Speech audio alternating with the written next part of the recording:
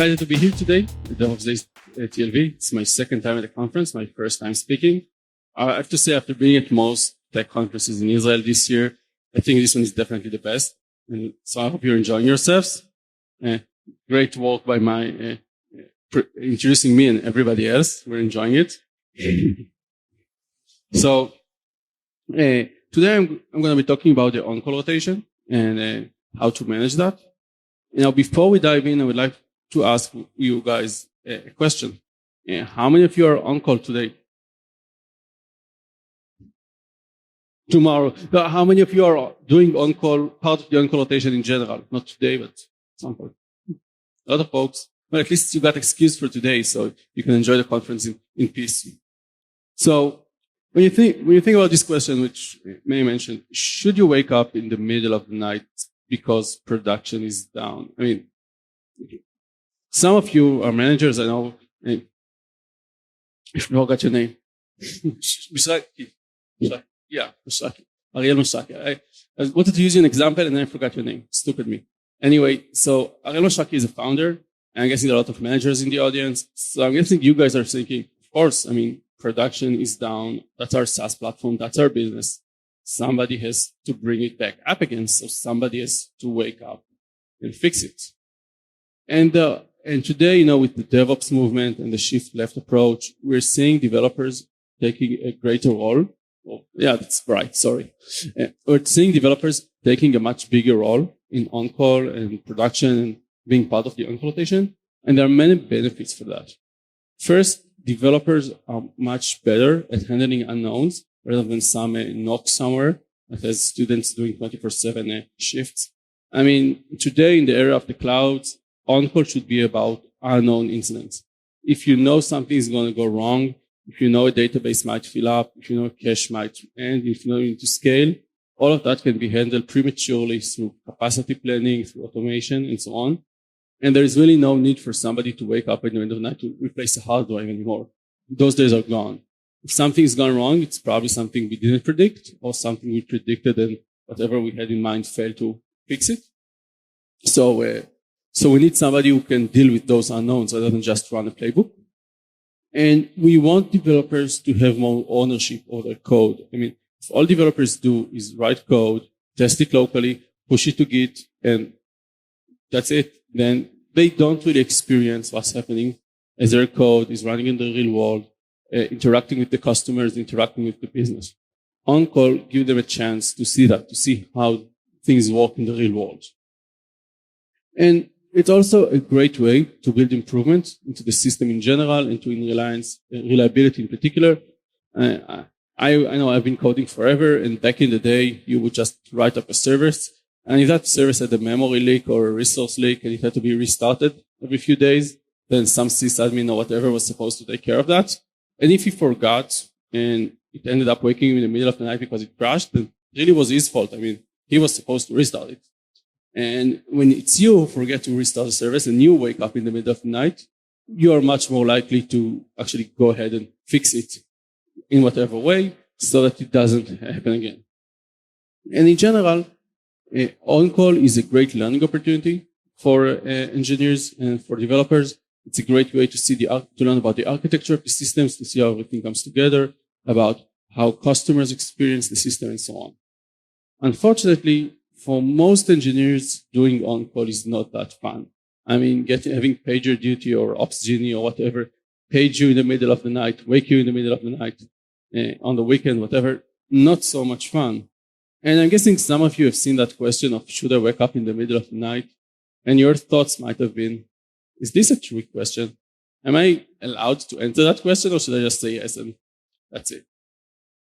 And we're seeing engineers worry a lot about the on-call and asking a lot of questions. What happens if I say no, I don't want to do on-call? What happens if I miss an alert? I don't wake up for whatever reason. What happens if I wake up but I fail to fix production in a quick or satisfactory manner? And what happens if I escalate to my boss or don't escalate to my boss when it's needed?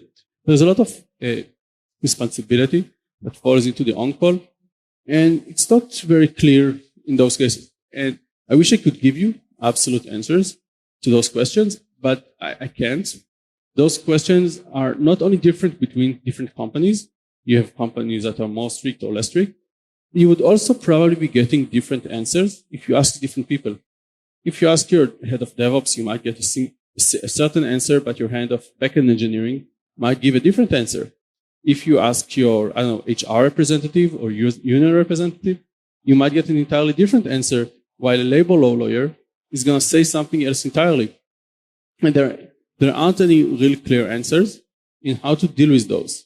I would generally say that if you're working somewhere that requires you to do an on-call, you're better off either doing it or not working there. But that's kind of my personal take on things, and I'm sure some people will disagree.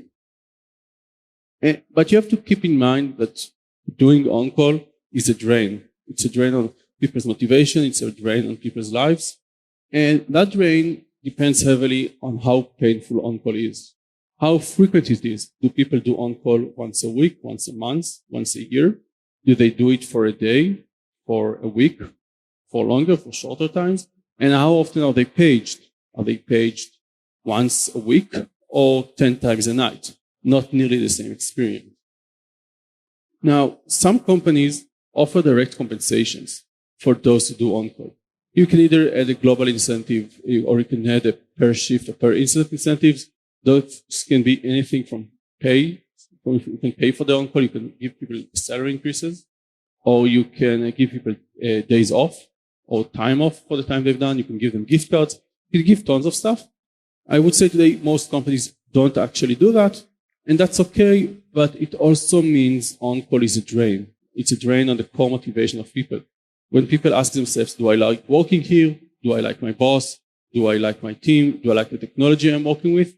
They also ask themselves, how painful is on-call for me? Is it a drain? Am I waking up? Can I not plan my nights? And so on and so forth. And over time, there is a price to pay. Some engineers burn out. Some engineers suffer for the work-life balance. Often exhaustion, whether physical or mental, can take place.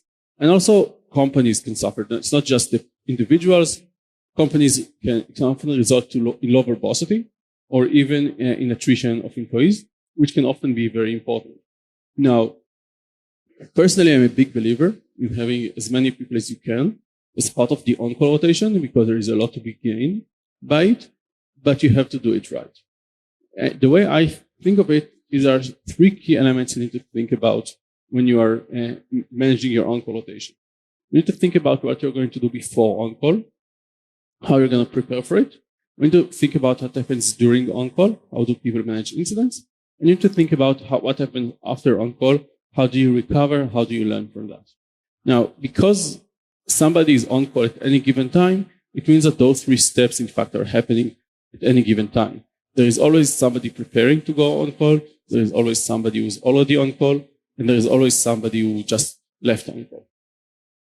If you look at before on-call, if you look about how to prepare, first, you need to think about training. Larger, more mature companies often have a clear checklist and a training program for how should people go on-call. It generally includes stuff like how does the product work, how do I know if it's up or down, what's the architecture, what are some of the most common issues we've encountered and how to deal with them. If you are just starting out and don't have all this formal knowledge, you're usually best off by having some of your senior engineers or some people who've had experience doing on-call in previous roles in companies take the first few shifts so that they can build the formal knowledge over time.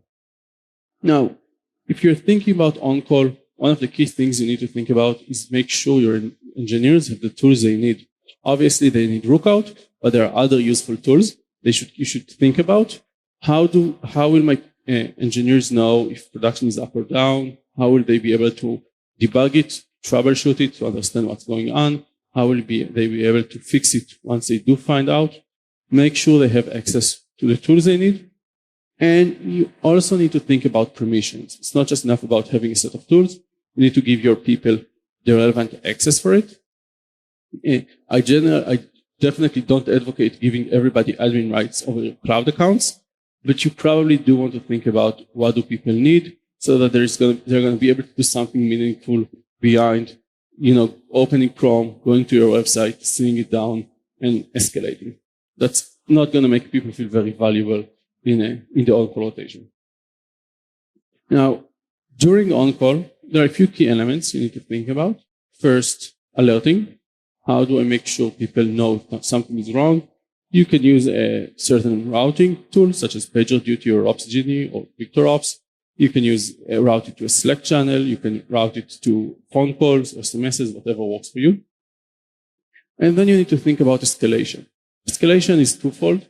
On the one hand, what happens if somebody doesn't wake up, if somebody doesn't respond? Do I go to their boss? Do I go to their colleagues? Do I go to their team? And also what happens when somebody responds but is unable to resolve the issue? What happens if somebody needs help? How do they go? I generally recommend over-escalating versus under-escalating, but you do have to keep in mind that when you're thinking of over-escalating, you need to avoid alert fatigue and make sure you don't have so many alerts that people can't escalate properly. During on-call, it's super important to have communication in place. The more verbose, the better. And it's highly recommended, probably mandatory, to plan that communication ahead of time. You can use the same Slack channel. You can use a different Slack channel every time. You can have everybody join a Zoom session. There are also today some custom services and software that's designed for managing communication for on-call. But whatever you use, make sure everybody knows ahead of time what to use, when to find the Zoom link, where to find the Slack name, and so on and so forth. Now, one thing I often find people mismanage is the service restoration versus the root cause analysis. If production is down, what you should be focusing on right now is bringing it back up. Everything else can wait. One of the most common examples I see is you have some piece of garbage in your database. Somehow, somewhere, a row was corrupted. Maybe a CI process went wrong. Maybe somebody ingested a piece of data and it was wrong. Whatever happened, your database is currently in a faulty state and your service doesn't start or an HTTP endpoint fails. What you should be focusing on right now is fixing that, removing that row, fixing that row. Nothing else matters. Obviously, you can ask a ton of questions of how did that piece of data get there, but that's not what you should be focusing on at 2 a.m. in the middle of the night when production is down. First, get it back up, then make sure it's not going to go down again for the next few hours. Everything else can wait for tomorrow morning. Now, after on-call, there are a few things you should be taking a look at. Some of those can happen after every shift, for every head-off. Some of them can only happen after an incident has occurred. So you always need to look at the alert quality and frequency. If you're alerting too often, or if you're alerting about the wrong things, you're creating a pain for whoever is on call, and you want to avoid that. You need to think about accuracy. You need to make sure that you do get alerted efficiently and quickly when things go wrong, but you also want to minimize false alerts as much as possible. And you need to think about urgency. If you have some scaling software, a capacity planning software that figure out that you need to scale up your database or in the next 30 days, you might reach capacity, that's probably not urgent for 2 a.m. on a weekend. That's probably something that can wait for a Monday morning for somebody to take a look at. So you need to make sure that however you're sending that alert, it can be via email, it can be via Slack, just don't call somebody at 2 a.m. for that. Now, it's super important to have retrospectives. It's a great way to learn, both about what caused the outage, what was the root cause, that now is the time to investigate that. How can we prevent that incident from happening again? How can we prevent similar incidents from happening again? And how can we make sure to better handle similar incidents if they occur? And it's also important to celebrate. There was a production incident. A lot of people jumped on it. A lot of people did whatever was needed. Production was brought back up. It's important to celebrate that. One of my favorite customers told me that they have a tradition when somebody takes down production, they bring a bottle of scotch and a cake to the office. Personally, he said he's a regular at the bakery downstairs, so, but it's super important. Now, keep in mind that everything we've discussed so far, it's just words. It's words on papers, some software licenses you bought. It helps to a certain degree. At the end of the day, and somebody gets a call in the middle of the night, it's up to them. They're going to open the laptop or start working, or if they're going to go back to sleep. It's up to them about how they're going to try to jump in and help. And that's where culture comes in. Culture, it's strategy for breakfast, as Peter Drucker puts it. And in our case, culture is what ties everything together. Culture is what makes sure that people make the most of the tools we've given them, of the training we've given them, and they communicate effectively, actually work as hard as they can to resolve the issue. Now, culture is a big topic, and there are tons of recommendations and things to consider in how you're building out your culture, but there are a few things I personally recommend when it comes to on-call rotation. What culture best practices are important for that? So first, I think transparency is super important. It's important to be transparent about the on-call rotation itself, about the incidents you're seeing, about what's important and what's not. And trying to avoid transparency here can either lead to mistrust or in similar issues. And you want people to know that when they're waking up and they're giving their free time, they're doing it because it's important and because they feel a part of it, rather than they're being lied to. Now, executives should generally be part of a incident response, but they should do it quietly. It's important to be there because they're expecting other people to be there, but they should leave as much of the work as possible to the engineers working on it and focus on only key decisions that needs to be made. Everybody is equal. Most of us weren't hired for our ability to wake up in the middle of the night to fix production. Most of us haven't had a lot of formal training in that. So you never know who is going to come up with the best ideas and the best insights into fixing whatever is going wrong. So it's valuable to listen to everybody. And it's also important to withhold judgment as much as possible because it's not the job profession for most of us, because it's not something people were hired for. They might not be good at that, and it's best not to be overly judgmental of people, either for not waking up, not joining in, or just not being as valuable in the incident. It's super important to respect people's time, especially if you are not actively and generously compensating them directly for it. For the on-call rotation, it's super important to be respectful of their time and minimizing the requirements for them, reducing alert fatigue, reducing noisy alerts, making sure that when things do occur, you focus on service restoration rather than making it an all-nighter because everybody is already working. And it's super important to focus on continuous improvements through retrospective and other means. It's important to continuously improve the process because this is how people know you're committed to them for making this process as enjoyable and as easy for them as possible.